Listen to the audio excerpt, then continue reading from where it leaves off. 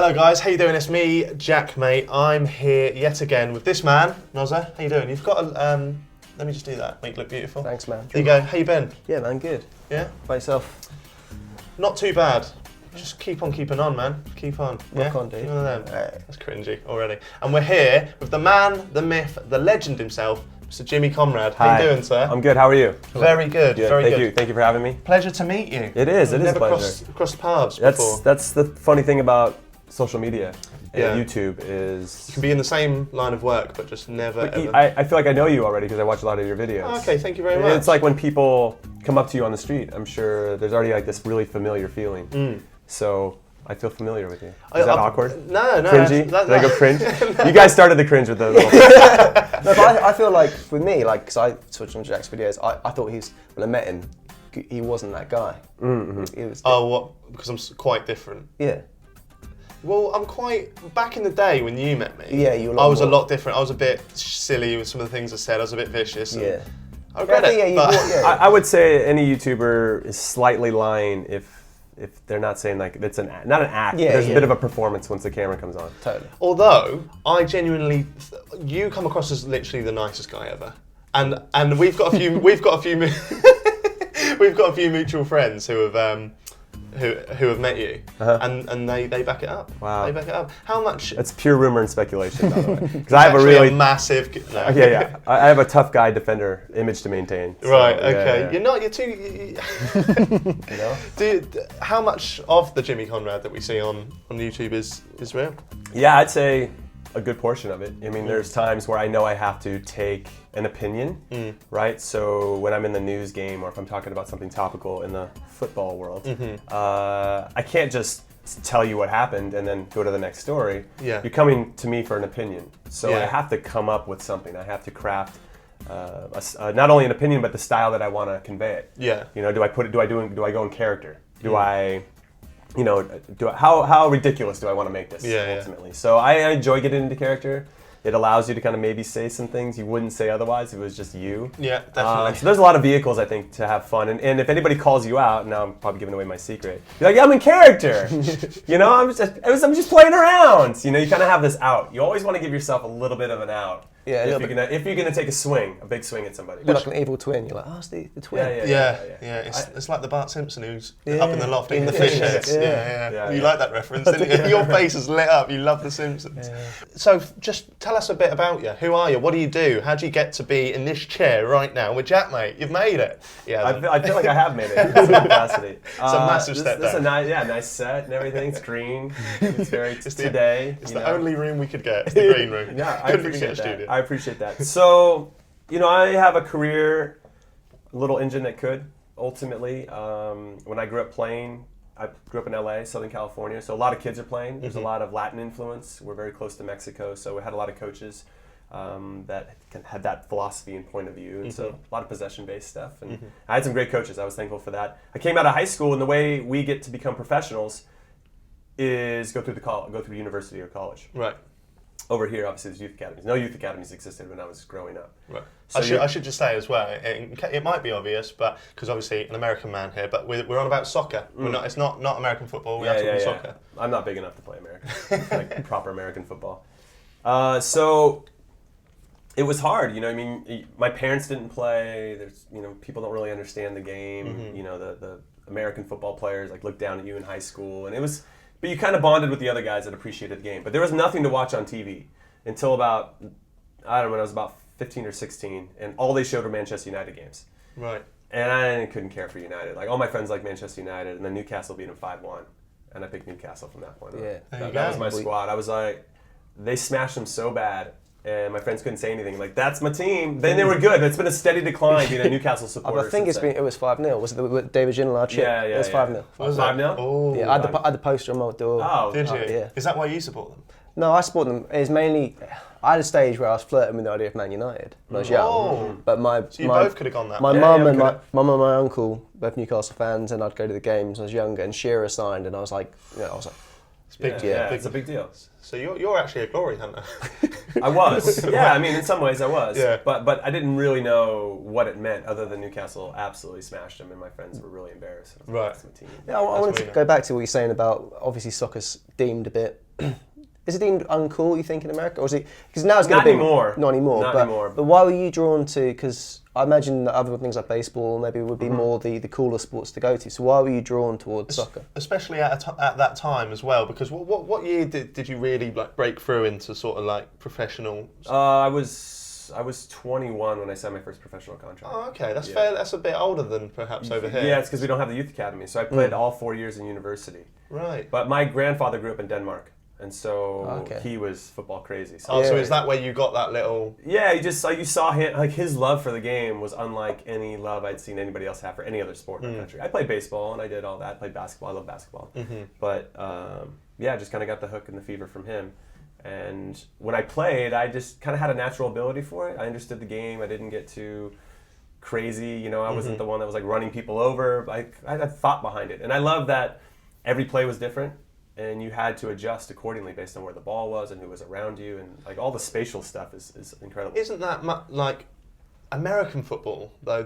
Every play is completely different, isn't it? Whereas I think football is a much more sort of, like soccer is a much more simple game. Would you agree with that or not? I would agree with that. Yeah. I mean, we complicate NFL a lot. You know, you have like X's and Y's and lines, and you know, it's all timing on that one. Yeah. And you're trying to predict what their defense is going to be, and they're trying to predict what offense.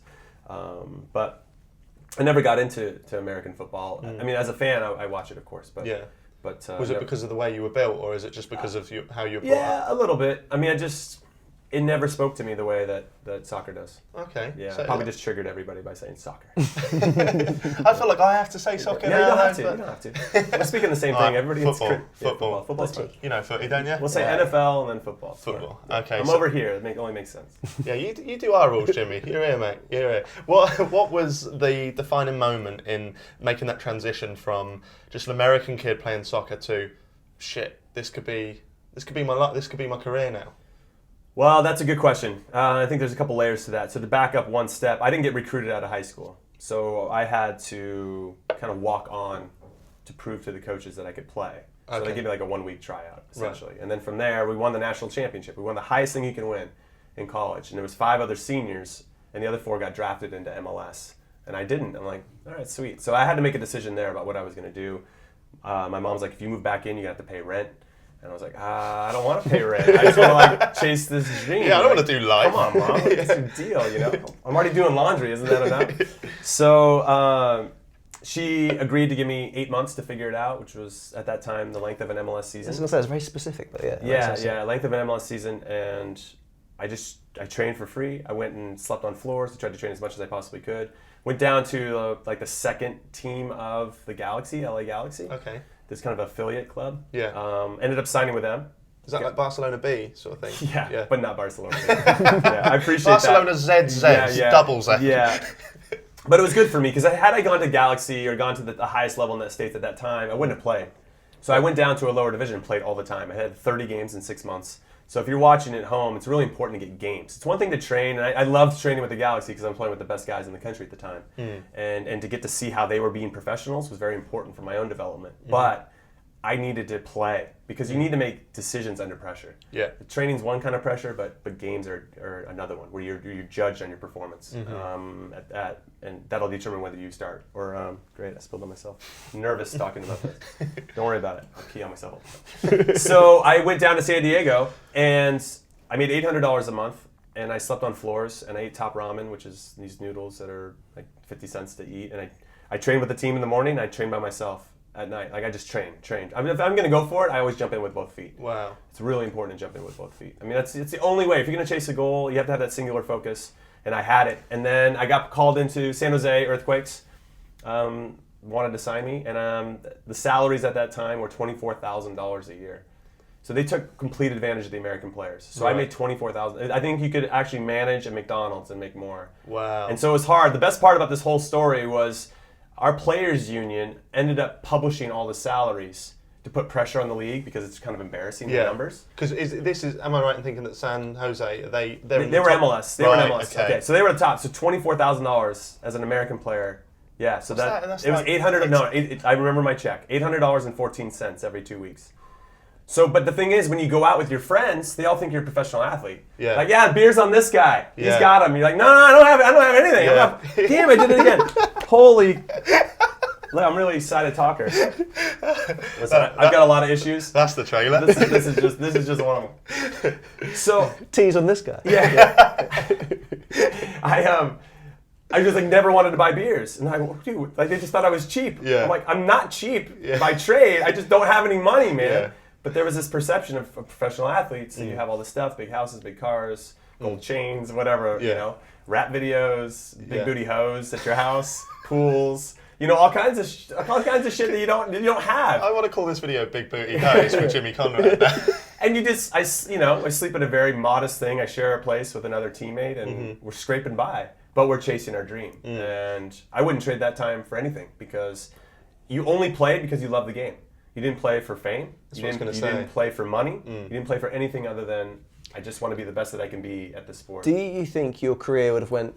Well, obviously it would have taken a completely different path, but if you'd have made it into that draft the first time round, rather than going through the struggle and the fight you had to go through, do you think it would have been like a negative effect? Or I think it would have been negative. I probably would have had a sense of entitlement, right? You come in, get drafted, you're the big guy, just came on winning the national championship, feeling good about yourself. And yeah, I think that would have, and some of my teammates did have that.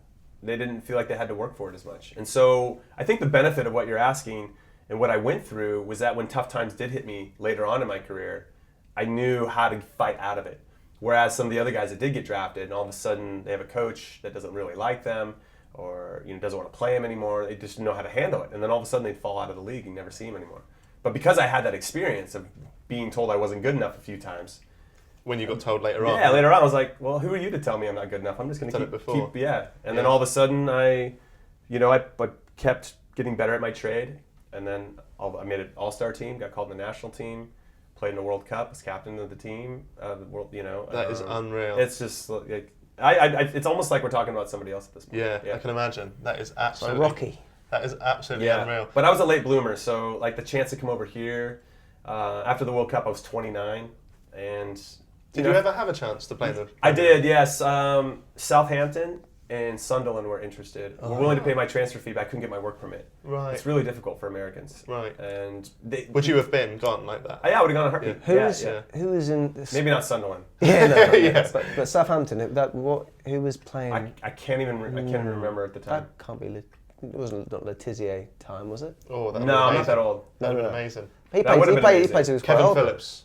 Yeah, Kevin Phillips. Yeah. Probably would have been in there. Oh, is it? Yeah, Sunderland. What, he didn't do Southampton? No, Shearer started at Southampton. Did he? You guys would know better than me. It's irrelevant. It doesn't matter. It doesn't It matter. was Just for unfortunate. our own little I really knowledge, wanted to come over. I was going to go over to Hanover in the Bundesliga because my teammate Steve Ronaldo played there. He's the captain or vice captain, and he was pushing really hard for me behind the scenes. And my transfer fee wasn't much. It was a modest $1 million. The best part about that is that when I woke up in the morning, I'm like, I feel like $1 million, and it was true. I felt like $1 million. That would be the name of your documentary. Yeah, right. Yeah. And it was true for one day. I was a bit. So they agreed to my fee, and then I was in national team camp, and I was going to fly over there, and they were like, we're going to go for a younger guy from Rangers. And what a bastard. Yeah, so the whole thing fell apart, and it was unfortunate because it would have been a great life experience. Yeah. Playing the Bundesliga would have been cool on its own, but just to go over there, new culture, all that stuff. So your whole soccer career was America? It was all in MLS. I did a 6-month stint with Lech Poznan in Poland. Right. Yeah. How was that? It was interesting. Yeah. Yeah. I bet. Do you not enjoy it much? No, I enjoyed it a ton because I got out of my bubble. Yeah. And I didn't know the language. I could be there for 5 years and never learn Polish. It's so hard. The language is so hard. And the hooligans there were crazy. Yeah. And in hindsight, we had a goalkeeper for sure throw a game. Yeah, really? At home. Well, on your side, on your team? Yeah, my team. He gave up like 2 of the worst goals I've ever seen in the last 10 minutes. I turned around like, what is up with this dude? After the first one, I was like, I feel like he would have saved that any other game. But all right, we'll chalk up one. And then he gave up another bad one. Like 5 minutes later, lose 2-1 I bet you wanted to. Well, I didn't really like. I just kind of was soaking in. I can't believe we lost at home. We shouldn't have lost that one. Only in hindsight can I say, I think he threw that. Yeah. Well, our hooligans were on it. So they stormed into our locker room. These guys are massive, by the way. 6'5", 6'6", shaved heads. What you think? Like, whatever you're imagining right now, that's exactly how they are. Fully tatted up. And just went into the locker room to go beat him up. Because I think they knew right away that he had thrown the game. Wow. So he's in our shower, the door locked, or like one of those private showers, door locked, crying. They bust into the door. It was unbelievable. I'm like, where am I? This is awesome. Yeah, why do I want more of this in America? Why isn't this happening? I bet you were going. Yeah. Oh, that guy was terrible. Yeah. I always came in and played hard, and I actually thought I played pretty well over there, and I always felt appreciated by them. Oh, okay. But if we lost at home, we couldn't go out that night because one of those guys would be drunk and somebody could come beat you up. Yeah, you just didn't want to be seen.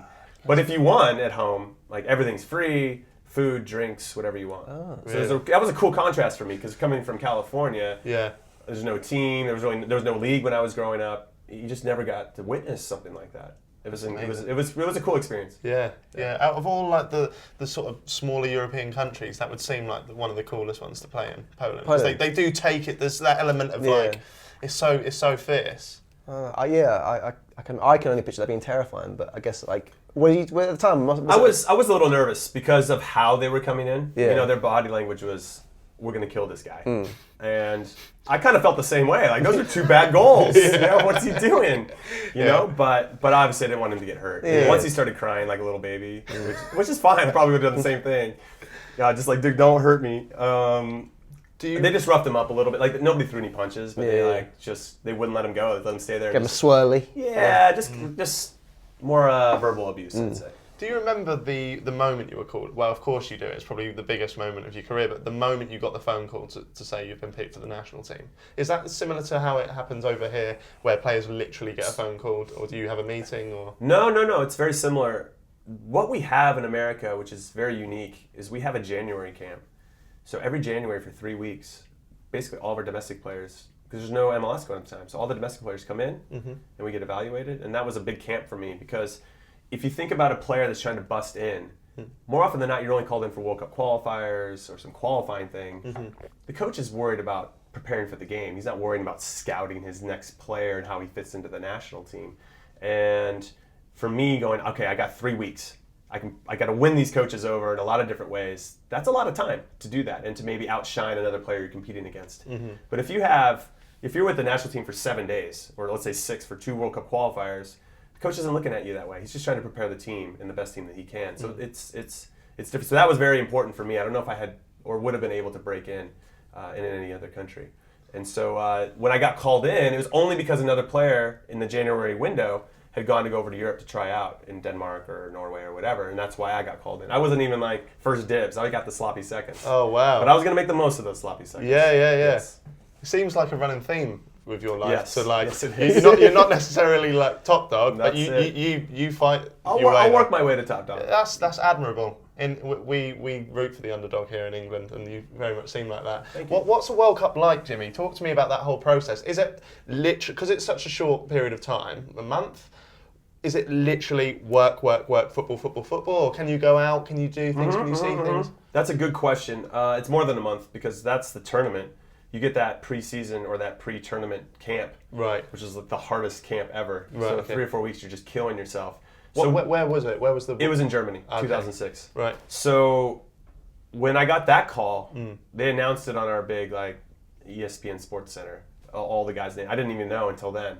So that was amazing. That was like one of the best nights of my life. Yeah. Oh my, like your dreams are realized. All the hard work has been validated. Yeah. All the people that didn't believe in you or said that you couldn't, you're like, Yeah. how's that taste? Are you tasting that right? So then you're so excited and buzzing that you're on the team. And I remember my wife and I we were both elated. It was incredible. Yeah. She's been with me for the ride, and honestly, probably couldn't have done it without her her support. Yeah. Just seeing me grind every day and just like propping me up when I needed to be propped up. It's amazing. So hat tip to her for And that. then 9 months later, your first daughter was born. Yeah, exactly. Yeah, it's not too far after that. But I would say that when you get to camp and you go through those 2 or 3 weeks, you're killing yourself. You're like, you know what? It's cool to make the team. I would really like to play. Yeah. So you kind of hit this second layer, like the coolness goes away after 3 weeks. It's still really neat. And then when you get to the tournament itself, wow, it's surreal. Did you play every game? I did not. I didn't start against Czechoslovakia or Czech Republic at Was the that time. your opening game? Our opening game. They absolutely crushed us. Oh, really? It was the best national team performance I think I'd ever seen. Really? It was What was the score? 3-0. Jan Kohler, the big dude, that used to play for. I'm going to pretend I know. Yeah. No, a big, massive guy. He heads one in 3 minutes in, and he ends up tearing his hamstring. like 15 minutes after that. Had he not torn his hamstring, they would have won the group. Like, they were so good. They had Thomas Rosicky. Okay, yeah, I was going to say, I feel like I've got vague memories of that. Pavel Nedved. Oh, amazing. Yeah. So their midfield and up top, once Kohler went out, they had nobody. Right. So they demolished us the rest of the game. Rosicky, yeah. He hit one from like 30 out that curled away from Casey Keller. I warmed up to go in the second half, and it was me and Clint Dempsey, you guys might be familiar with, and I was like, yo, I don't know if I want in on this. Like, we are getting stomped on. Yeah. I mean, of course you want to play, but these are tough circumstances. So he didn't end up going in. They put in Josh Wolf instead. So me and Clint didn't get to play that one, but Clint started the next one against Italy, and I came in right after halftime, and then I started against Ghana in the last game. Okay, so when you didn't make the first team for the Czechoslovakia, was it? Yeah. Did you think, was there a moment where you were sort of sat there watching the game where you thought, this World Cup might escape me, I might not get on that pitch? You didn't? No, I mean, my role going in was pretty clear. I wasn't a starter. No, I was the guy that needed to be a sub, ready in a pinch, always a good attitude. Because obviously, when some guys don't start, they pout, or their body language isn't good. I'm not that guy. I knew that wasn't my role. That's why I wasn't picked for that reason, to be in the team. I was there to be a good teammate, and when I'm called upon, I do my job. And I thought I did that quite well. How would you have felt if you didn't? I would be pretty bummed. One of my teammates at the time, Brian Ching, the only Hawaiian to ever be named to a World Cup team, hat tip to Brian, didn't get to play. Pub quiz. Didn't get to play. Oh, really? And I think that haunts you a little bit. Yeah. You're there. You can so taste nearly, it. Yeah, you just want to run around and say you played in a World Cup. Yeah. And I had that opportunity, and so I feel very thankful for that. That's amazing. We're sitting here with a man that has played in a World Cup. And I traded jerseys with Andrea Pirlo. Sorry, what was that? Andrea Pirlo. Really? Yeah, I traded jerseys with him. That's amazing. Yeah. At that World Cup. Yeah, after that, at that World Cup. That's phenomenal. Yeah. That's phenomenal. We're clearly impressed by that. That's why I threw it in there. Tell us something that's gonna. Who's the best player you've ever played with? With.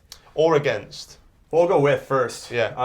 Landon Donovan was excellent. Yeah. I don't know if he gets the credit that he deserves because as much as he's considered one of the best Americans to ever play, or maybe the best, he made some incredible runs. His timing off the ball, and sometimes he played with players that maybe weren't as capable of him or didn't see the game on the same level. I'm sure that goes with a lot of the top guys.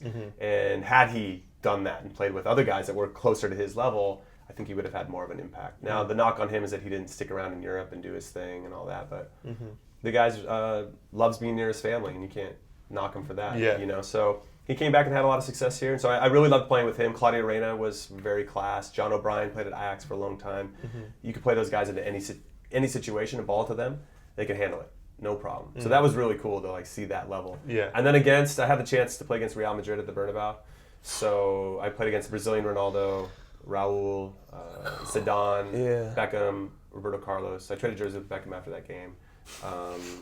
So that was a really cool experience. I won't tell you the score, but it was but that was a really cool experience because you got to see how hard those guys work. Because you think, Zidane is so good, he can kind of just jog around. Those guys work, and they're very efficient in how they work. And that's what impressed me the most. When you get the top players, they're not going to waste energy.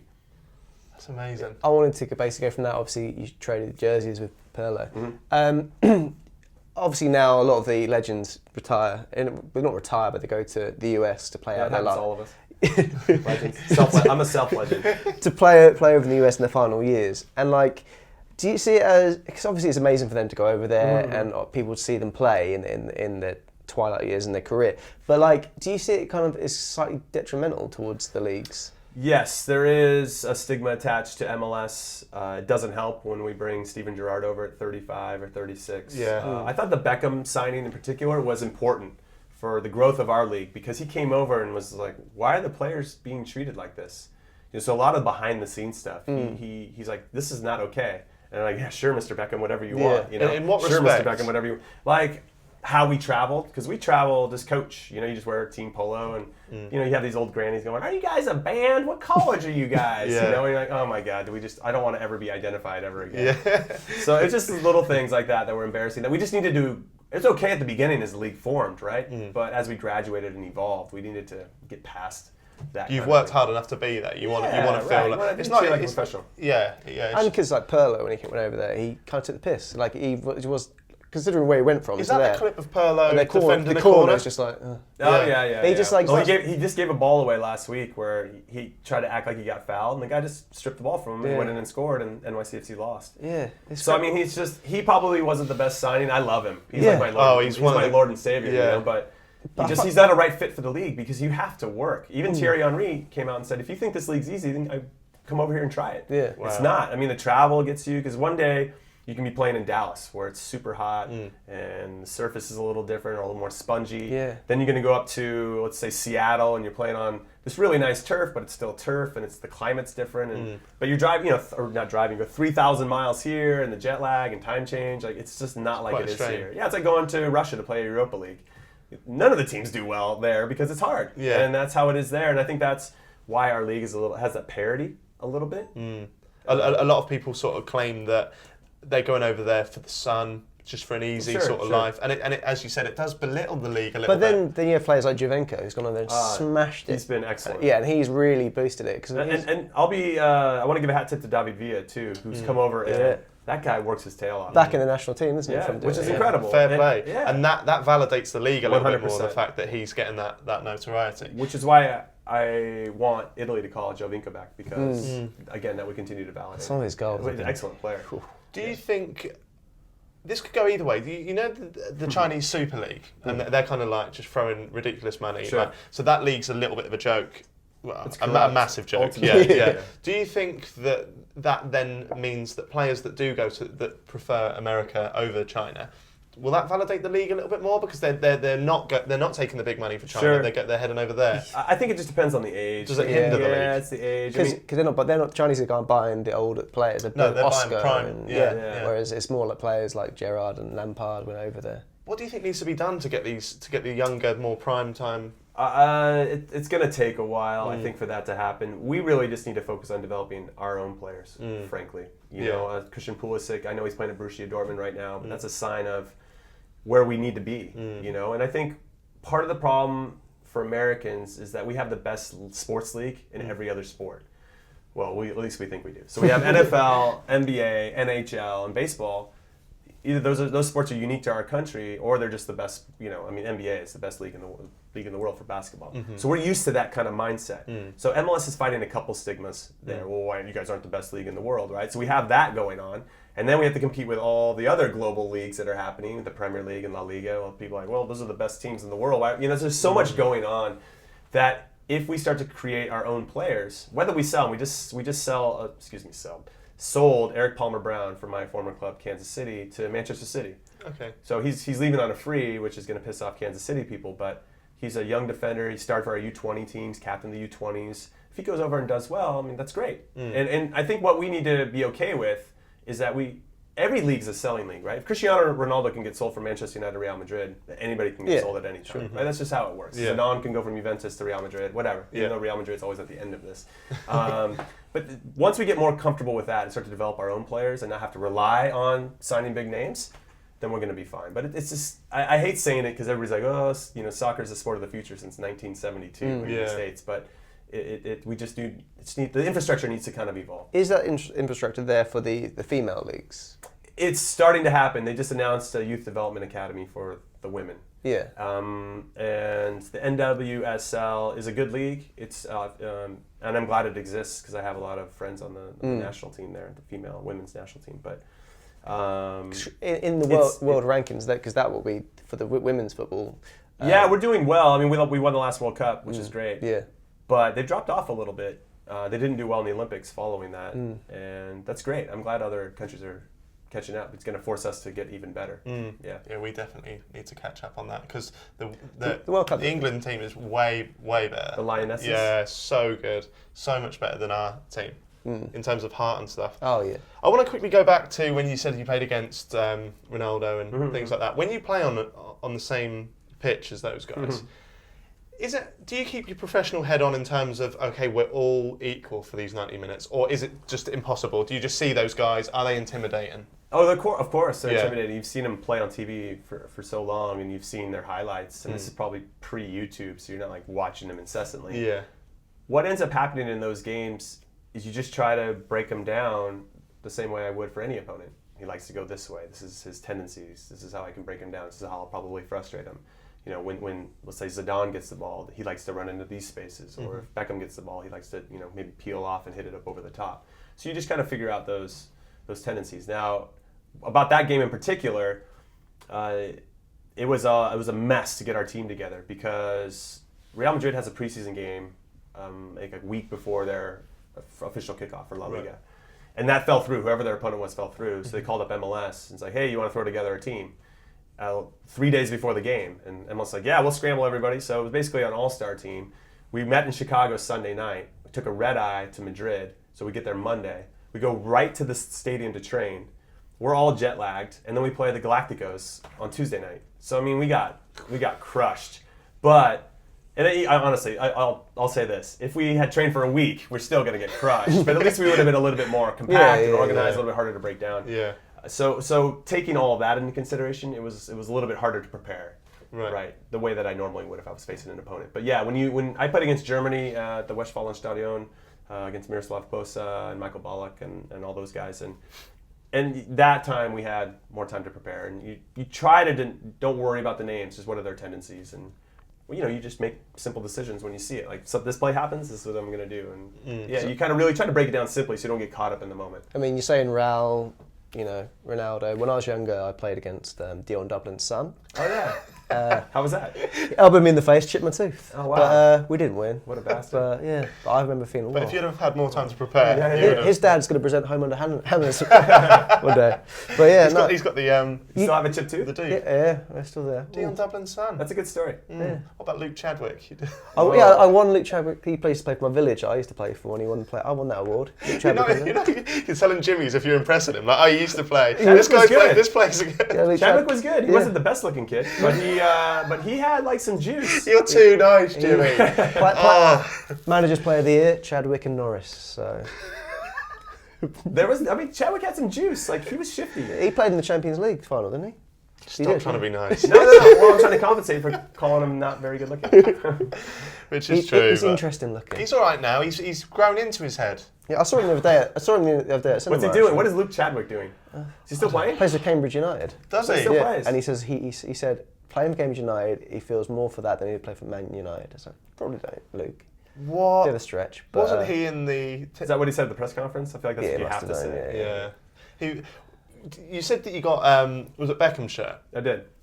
How do you feel about players like sort of saying, having a little whisper in the ear early on a game, like say, can I have your shirt? Do you think that's... Yeah, I don't think they should do that. No. How did you get it? Did you sort of... I just wait till the end. Yeah? Yeah. But was there not was your teammate... Was it like a line? Yeah. No, well, against the Galacticos, everybody was going for Zidane or Ronaldo. Oh, okay. Yeah. Right. But, how much did you get for it on eBay? I still have it. Yeah, I got to frame it. But, wait, you asked a question before that. Oh, yeah, so I played the Copa America, and we were playing against Paraguay in Roque Santa Cruz.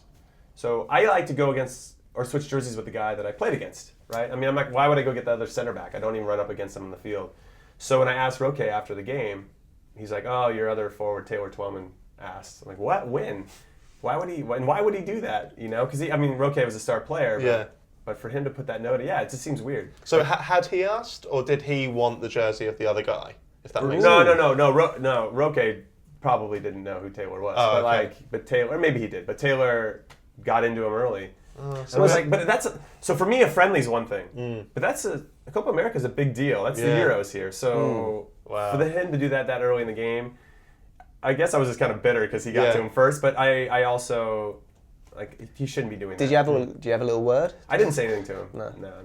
Just in the bus, you're like, I might have at that point. He locks himself in the toilet. We had lost the game too, so there's a couple layers. Because that was in Venezuela too, that was an experience. It does undermine the kind of competitiveness if you do it beforehand. A little bit, a little bit. I think the thing that really breaks you apart from the rest of ex-pros is what you're doing now, Jimmy. Okay. That's the mad thing. Like, if you'd have told me 10 years ago that a man that's played in a World Cup is gonna become a YouTuber, I had so many years people giving me shit for being a YouTuber, and it's people like Jimmy that are actually making this trendy now. Like, how the fuck do you go from... Wait, put on my clown nose and clown yeah. How did that come about? Yeah, okay. So when I was playing, and we'll go back to Poland, I was writing emails back to my agent and friends about what was happening.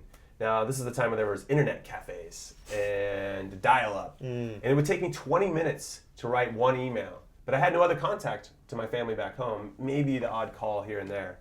I feel like Poland was in the Stone Age at that time. But I got so frustrated by the end of my 6 months that I just wrote this rant.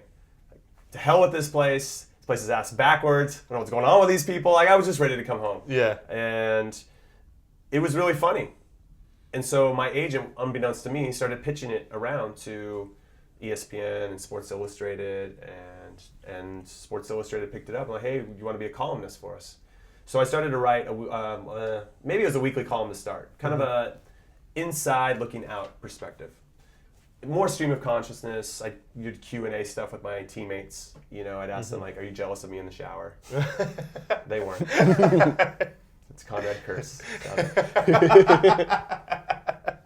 I blame my dad, actually. Son of a bitch. Anyway, different conversation. Well, actually, we never have to get into that conversation. So it started there. And then after 4 years, I got picked up by ESPN to do the same thing. At that point, it became a little bit more monthly. I became a little bit more mature in my writing. I had more of a point of view. So I'd always kind of started, or I guess that was like my minor league, kind of figuring out what I wanted to say, how I wanted to say it, really thinking through that process and the creative process, right? Trying to write something that's engaging. So from there, I got a radio show when I was in Kansas City. So every Wednesday, I would face the fans. And it was hard because if you lose, they want answers. Yeah. So you had to figure out a way to... So you were still playing at this point? Still playing. I was captain of the team. Like, you had to figure out a way to package bad news in a somewhat palatable way so that the fans would be like, all right, I guess that's a good enough excuse. You know, even though I'm just like spewing excuses and trying to not say anything that's too damaging. I don't want to obviously point any fingers at my teammates or the coaching staff or any formations we're playing. So I can never get into anything. Yeah. It's all this surface talk, you know. So I'd have to let like the guests do that. But it was good for me. I'd bring stuff in. Hey, come back and join us after this commercial break. Like, that takes practice, you know, and getting comfortable with like being the host. So that was a good experience for me. And then when I retired, I had one of the big agencies. I was going to say like representative agencies or whatever, IMG. 45 minutes after I announced my retirement, I got an email from them like, hey, we want to represent you. So I went and did some TV stuff on Fox, MLS, like live stuff, so pregame, halftime, post, and I didn't know what I was doing, like a deer in headlights. Unfortunately, the two hosts that were with me saw me as a threat, so they would throw me under the bus. Right. During live programming. So I would sit there, so we do the rehearsal, and I'm new, so you think they like kind of help bring me along. It wasn't like that at all. So I said, hey, can you ask me that again? You know, because I really like the answer that I have. So then we come on live, and I'm like ready for the answer I want to say and feel really comfortable with what I want to say. And he asked me a completely different question. What a wanker. But I give him the same answer. Right. Because I'm like, I wasn't ready for that. Yeah. So I give him the same answer. He's like, that's not what I asked. And he moves on to the next guy. Whoa. Yeah. So I was, not only was I trying to learn this new craft and feeling like I just got thrown into this really crazy situation, I've got these guys that are trying to stifle my growth. Were they ex-pros as well? Yeah. Why do you think they felt so threatened? Because I was the young guy. Good-looking guy. Well, yeah, that goes without saying. But I had some personality, and yeah, they saw me as a threat, so that was the way they were going to trip me up. So I didn't like TV. I didn't like it for that reason. I also didn't like it because they're like, hey, 15 seconds, tell me how Liverpool did today. And you're like, Fernando Torres is good. Because that's when he was playing. I was like, awesome. You know, and then you don't have anything. There's nothing there. You can't dive into anything. And it didn't really allow me to showcase my personality or what I thought were my strongest suits. When you said that, obviously the stream of consciousness, the big letter which your agent put out there. With your videos now, are they scripted or are they streams of consciousness? It's a little bit of both. So when I so I'll back up a little bit. When I went to LA, so we did that for 6 months with Fox, and then this opportunity to join a YouTube channel called Kick TV came about. So I was the first hire. Usually they hire the producers and everybody else, and then the talent last. Yeah. But they presented it to me. This is gonna be a good opportunity. We don't really know what we're doing, but if you want to come to New York, we'll pay for it. Come for a year, we'll see what happens. And it blew up. And for me, I saw it as an opportunity to get a lot more repetitions. Like if I learned anything in my playing career, is like I need to practice all the time. And being in front of a camera 1 to 2 hours a day was going to help me do that. I had other opportunities to stay in LA where I was at the time and do more TV stuff, but it didn't really speak to me in the same way. Whereas YouTube, even though it was still figuring out what it wanted to be, you could see how much personality was in it, even with the edits, right? Yeah. It wasn't just your talent, it was also what are you doing behind the scenes to make it even better. That really spoke to me. There's a lot of people who we've spoken to who are successful on YouTube. When they started, they don't know why they're doing it. Yeah. No one can pinpoint why they did it, but people saw it and they ran with it. What do you do now? What's your content, if you had to describe it? Yeah, that's a really good question because I try to do a little bit of everything. Yeah. Mondays and Fridays, let's say, are primarily news. So I do like a weekend and rewind on Mondays and just talk about the top stories. Now, we're very Premier League heavy. Mm-hmm. Everywhere Yeah. in the U.S., everybody wants to talk about it. And it's a nice place for me to start because that's a touchstone. Everybody kind of knows the top stories in the Premier League. Yeah. But I also cover, France, Italy, Spain, Germany. I'll talk Dutch football. I'll talk, if something happens in Scandinavia, I'll talk about MLS.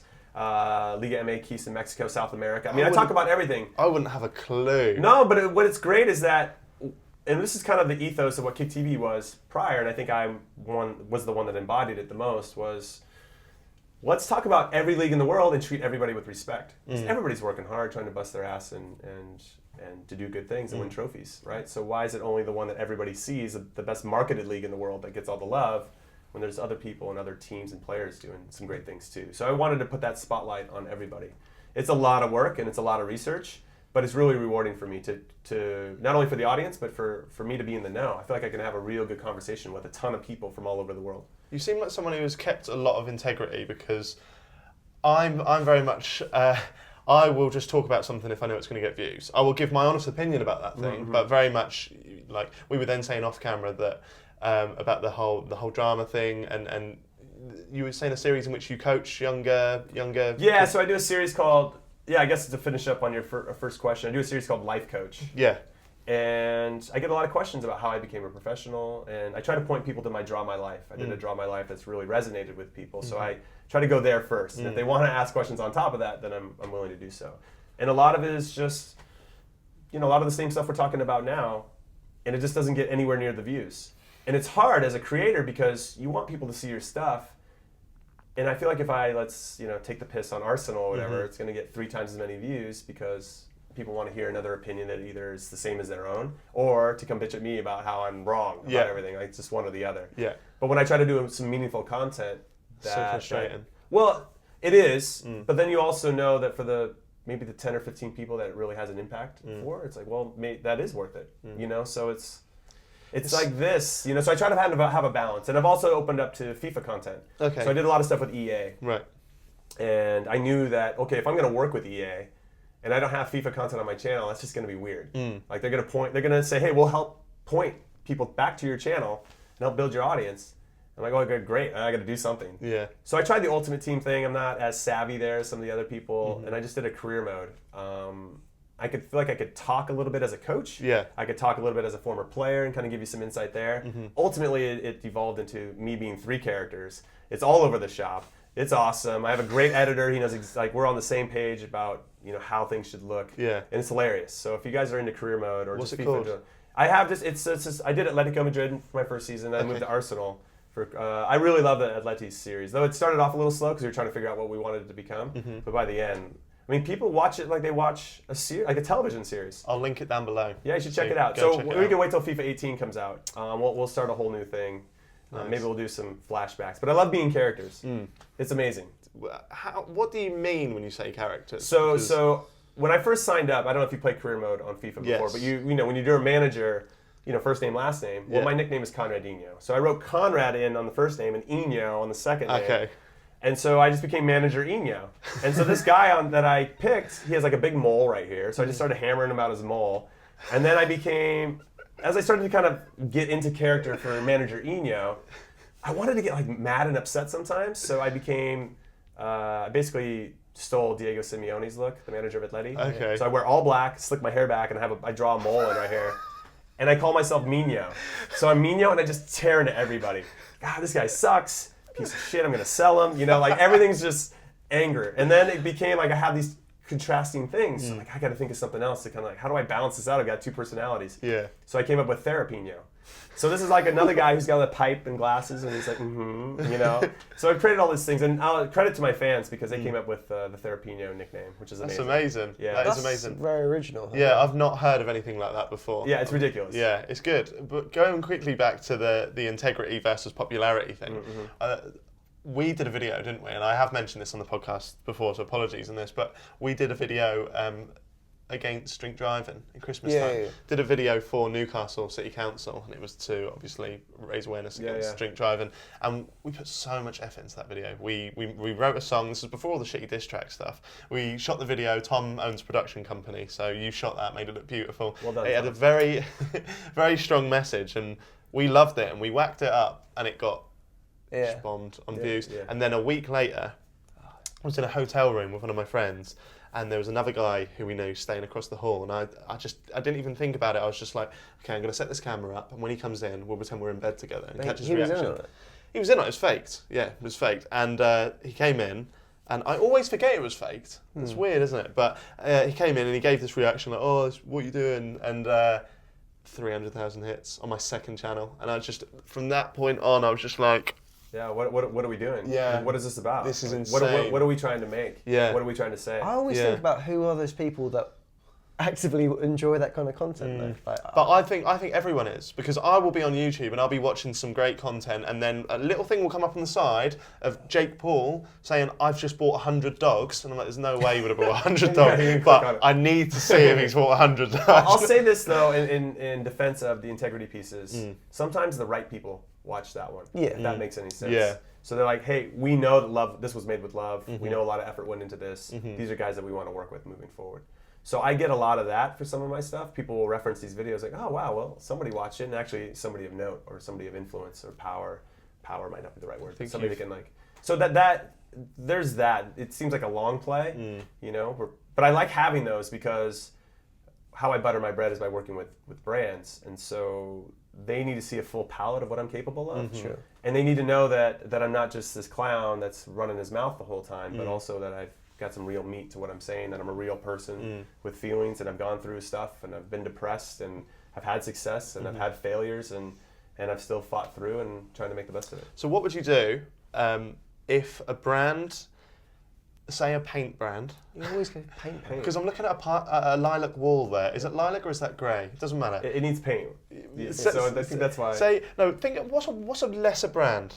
Not to put anyone down, but like a brand that you just wouldn't. Okay, we won't go for a fidget spinner, right? Yeah. But that's quite easy to incorporate into a video. How would you incorporate a brand into a video that's not a credible brand? Because you've got family, you've got mouths to feed. Yeah. Like A shoehorn. A shoehorn. Okay. Would you do it? I would consider what they wanted to do. So I'll give you a real life example. I had Dollar Shave Club. Have you ever heard of Dollar Shave Club? Okay, so over in the US, you pay like $5 a month, and you get unlimited razors. They sponsor every podcast going. Yeah. And they approached me and said, hey, we want to get into your content somehow. 2 videos, X amount of dollars. And I was like, all right, well, I don't know where this fits. Because they basically give you this like 15 lines you got to read. Hey guys, buy your razors, Dollar Shave Club, it's amazing, it's the best thing ever. Weighty handle, the ice cream, all this like stuff that would never come out of my mouth. Like the verbiage that they wanted me to use, like I'd never say that. Yeah. Like you got to say these exact things. Like so, man, I thought about it for a week. Where's this gonna go? And I inserted it into my career mode, and I made fake commercials. That's great. So what I did was, and I told them, I said, this is what we're gonna do. This actually, my career mode gets more views than anything else. And so I basically teased it like, well, Jose Mourinho, when he became a big time manager, he did commercials. You know what? So am I. And we cut right to the commercial. And like, Dollar Shave Club, do you ever feel tired in the morning? Like, I did the whole thing and had a voiceover, and we had that grainy 1950s thing. And I was Arsene Wenger at the time. Well, I was an Arsenal manager. So the last shot is me trying to get this parka like unzipped, So you just do stupid stuff like that. And then the next one was like I wanted to do like a telenovela, which is Spanish soap opera or Mexican soap opera. So we had like these quick zoom ins. I'd be like, all right, come this way. And just like, and I had a vest on with no shirt. I don't even know why they agreed to it. They ended up writing back. And saying that was our favorite activation that we've ever had. Because most of the guys you see on the podcast, they phone it in, hey, H3 here, Ethan Klein, this podcast, Dollar Shave Club, you should get it. Yeah. It's because like I never shave, but like you should, Yeah. So We made it with love. Yeah. And I knew that we definitely weren't getting paid what those other guys are getting paid to make those activations. But we wanted to put our whole heart and soul into it, because if another brand approached us, we like, well, this is what we did for Dollar Shave Club, you know, and so there's that balance. And because it was so funny, I can't imagine you pissed off any of your audience. No, right? They were like, "That's awesome!" Like there was comments. We thought we were gonna get heat after the first one, so we were ready, because I was gonna play on the second one. Like, oh god, you guys killed me. You guys have these fake press conferences. Yeah, you know, you guys kill me. You guys kill me about like this thing. I'm just trying to, you know, I'm a manager. I got to do commercials now. And now you guys can't even see the second one. Cut to the second commercial. But nobody said anything bad. They're like, usually we hate when ads are inserted into stuff, but this was awesome. Yeah. We're like, damn it. You know, that was our lead-in for the second one, and it didn't ever end up happening. Yeah. So it was a really cool experiment, and it worked out from our end very, very well. Now, I know that it doesn't get the impressions that those other big guys get, but for them to come back and write and say that was our favorite thing of any people that we've worked with, that means a lot to us, even though nobody would ever see that. But that goes back to the integrity question, because you're doing that. You're still keeping the integrity, poking fun a bit, but the brand's getting what they want, everyone's happy. Rather than being like selling your soul to them and doing something that isn't true to you or your channel. So you're still keeping all of that. You've hit the nail on the head. Because I think with brand stuff, like, I know occasionally you've had to go, oh, I bloody love this game. Yeah. But like, Stephen tries and people, they jokingly poke fun at the brand, but they're still getting it out there, but it's not being dismissive. I think why in previous episodes of this podcast, we obviously sponsored by AQA, we mock the brand quite a bit, because that's what we do with our guests, and that's what we do. Like that in many ways, there was more love for it. Do you know what I mean? Because they are essentially the guys that make this possible for us. So I like having that relationship. Sometimes you're a bit like, you shouldn't say that, but when you do get a brand that is so savvy and so open to, I would say just not sensitive. Yeah, it sets them apart. It's just. Or you do something for a brand, they have to run it past 15 people. You know? Oh yeah. So why did you hire me in the first place? Yeah. You know, like, you either trust me in my voice. Yeah. Somebody okayed the opportunity to come to me in the first place. I did a. Though I probably wasn't first choice. Let's say. I'm a sloppy seconds guy. You know. This guy wasn't available. This guy was available. I was then going to say. Who's that crazy guy used to play? Yeah. Thinks he's the best player ever. Yeah. Let's get him.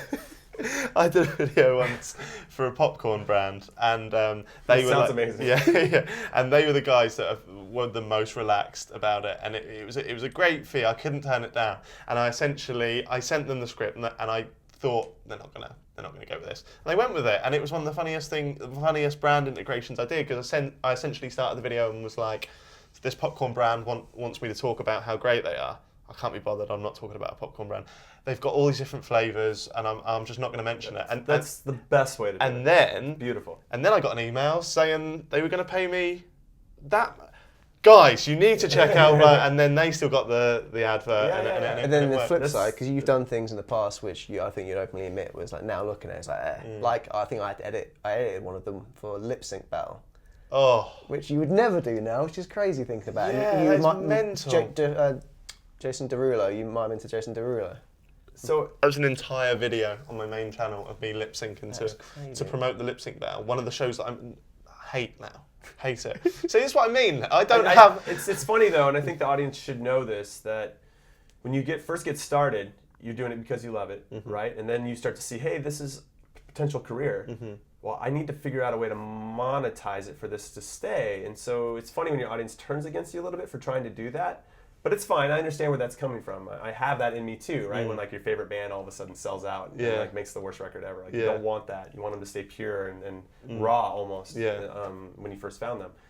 And I lost my train of thought, but I'm going to get back to it. And shit. It's the stages of YouTube. So you start off doing it because you love it. Yeah. No, but there's something you said that spurred me on with regard to brand integration and trying things, and it was going to be the best point of all time. Did I tell you I retired due to concussions? That's probably a good time to insert that into this. Can we just, rainbow stream, concussion break, concussion, like. I love just letting him go. Yeah, go on. And I like how he talks. He's one of our first guests that really do talk down the barrel of the lens, and it's better content for it. So. Oh man, well, I'm going to get back to it. Okay. I'm hoping my long-term memory catches. I do quickly want to speak about the game that's happening tomorrow. It's not happening tomorrow, but we pre-filmed it. The Wembley Cup. Right. Big event. Big event. In the calendar year. That is becoming probably YouTube's biggest sport event in a way in the UK, definitely. How did you played? You definitely played last year's. I did. Did you play the year? I did not play the first year. Okay, so how was last year's? It was great. Yeah. I had never played in Wembley before as a player, so it was a big thrill for me just to walk out there and see the sights and the sounds and to envision myself as still being a player. Yeah. But yeah, it was a big thrill. And not only that, I got to play with Peter Schmeichel, who was right behind me. Yeah, it was just have that guy yelling at you. Yeah. Pretty cool, you know? Did he go full? I mean, he was into it. I think once you get on the field, no matter what level, if you play professional, even if you haven't, like you get on and you want to play, you want to organize and do the right thing. Nobody wants to be embarrassed. Nice little throwback to your granddad as well, being Danish. No question. Yeah, nice callback. I like that. Yeah, good memory. Nice. Better than my memory. So that was a big thrill for me. And then playing against Robert Perez and Patrick Kluivert and Jamie Carragher, of course, is a nut, you know. So I love his energy and two-footing people in a friendly game. A lot of respect for that. Like you said, if they dive into everything, you might as well. So, yeah. So I had JJ Okocha on my team and Robbie Fowler, and I'd done a few events with some of those guys before. So I don't think they remembered me, but it was kind of good to reconnect in some levels. So maybe they will remember me the next time. But it was fun. It was a big thrill. We lost, but this time around I'm going to be on #United with Spencer. So he's won the last two. I expect him to win again, especially with me on his team. So I'm excited. So are some of the legends in the # team or? Yes. So Spencer's playing against the F2. Yes. And they battled it out for 3. And since this is coming out later, we have Rio Ferdinand on our team. We have Robbie Fowler, and we have Robbie Savage. Yeah. Does that help us or hurt us? I don't really know. Savage I think he's a guy that's gonna bring a lot to the dressing room. I'm not sure if he's gonna bring much on the pitch. I feel like he's the kind of person who's got a bit comfortable afterwards, and he hasn't really played a lot of those matches. Yeah. So have you met Savage before? I have not. He's a nice guy. He's a nice guy. Yeah, he's a really nice guy. It's quite fun. I think it's funny. He's quite witty, but it's mad. So that's that team, and then on F2 they have Steven Gerrard, David James, and I can't think of the other person right now. But Steven Gerrard is pretty much the guy that. Is Carragher back or? No, Carragher's not back. Okay, wonder why. It's quite. So it should be a good game. I mean, Gerrard, I guess, got beat by # not too long ago, so he's looking to get revenge and says he's up for it. So it should be a good game. And the F2 guys are great players as well. And he had a couple of YouTubers that know how to play, and it'll be a quality affair. And I think they're going to get close to 30,000 tickets. Wow. Yeah. Which should be great. Wow. Yeah. It's very good. Props to Spencer for that. Yeah, no question. Who do you think? What's the prediction? I mean, I'm going to go with the team that I played on. Yeah, I've played for #. Is that your heart or your head? Both. Right. Yeah, okay. yeah. My record with # is good. I've yet to lose a game, and I think somewhat of a good luck charm. So it should be a lot of fun. Where can we watch that? Spencer's channel? It'll be live on Spencer's channel tomorrow. That's right. Check it out. Saturday the 6th. 7th. 7th. This is the 6th, you This is idiot. the Yeah. Oh, okay. It's the 6th today. Got it. Yeah, 3 p.m. Got it. 3 p.m. Got it. UK time. You warm ballers. Oh yeah. A little bit of chat about this. Yes. This is intriguing. No disrespect to this question. How serious is that team? Because a lot of the teams are really popping off right now. Yeah. Is that a side project? Are you going? No. It's harder to pull this off in the States. Right. Because the people that I had to pull to play on Warm Ballers FC. Yeah. Yeah. A lot of them were ex-professionals, but they were all based in New York, and now I live in San Francisco. And if I wanted to have a YouTube league, let's say, in the States, well, I'd have to fly to Chicago to play against Castro, or I'd have to fly to Houston to play against #Mike, and I'd have to. It's just too far. It doesn't make any sense. So is it still a thing? No, but the Warm Ballers overall, the group, like the family that I've created through YouTube, is still alive and well. People can go to warmballers.com. That's right, warmballers.com. And get your shaving products. That's right. Dollar Shave Club. Yeah, so you can go to Warm Ballers. Yeah, we're selling merch. I try to price everything as fairly as I can. I'm actually not making any money off of it. It's just I want people to have the gear, but the shipping costs are insane. Yeah. Yeah, and I want people here to have the stuff, but the shipping and the tariffs and the taxes when you import, export, I don't know, it's bullshit. It's mad. Yeah. It's mad. But anyway, so yeah, people want to be warm ballers. It's basically, the best way to describe it is there's ballers and there's warm ballers. Warm ballers are cool. We treat everybody with respect. I do a lot of pickup games around the world when I travel. So when people come out, it's amazing because people from all backgrounds come out, all cultures, all different kinds of beliefs. And all that really matters is if you have a good first touch. And if you do, then you're on my team Because I'm the bear. The bear's hungry. Bear wants to score. You know what I mean? That's me out then. Yeah. I've got a shit first touch. Shit. Yeah, you probably would be on the other team. Yeah. Because I like to win. I have a win quota. And if you're not good enough, you're out. So, score predictions for Wembley Cup. Last year was a high-scoring affair. Was it 7-4 maybe? Okay. Yeah. I think it'll be somewhat similar. Maybe because it's a little bit more intense. Mm-hmm. I'll say 4-3 to #United. That'll be a good match. Very close. Yeah. I'll be tuning in. Jimmy, it's been an absolute pleasure. Thank you for coming on the podcast, Thank you for having me. Thank you, sir. It was a real pleasure, and I was hoping to remember what I wanted to say earlier, but You didn't get there, but I didn't. to finish, Yeah. what's next and where can people find your stuff? My stuff. Well, you can follow me on Twitter and Instagram @Jimmy Conrad. All the links down below. Yeah, I would give you my Snapchat handle, but I don't do it as much. I feel No, like I'm not everything's really a it's Snapchat guy. Yeah, No. not anymore. Mm. Yeah, but if you wanted to go there, it's Simi Johnrad. I switched the J and the C. It's pronounced Simi. Clever. Simi Johnrad. Quirky. And then go to YouTube. Yeah, that was me trying to be really smart. You know, when you first like, oh, let's sign up for this Snapchat thing, you know, and my name was taken. So, and then on YouTube, it's the Jimmy Conrad. Okay, lovely Yeah. stuff. Check it out. Loveliest guy going. I can now officially confirm. JaackMaate Podcast. See you soon. Bye. Later.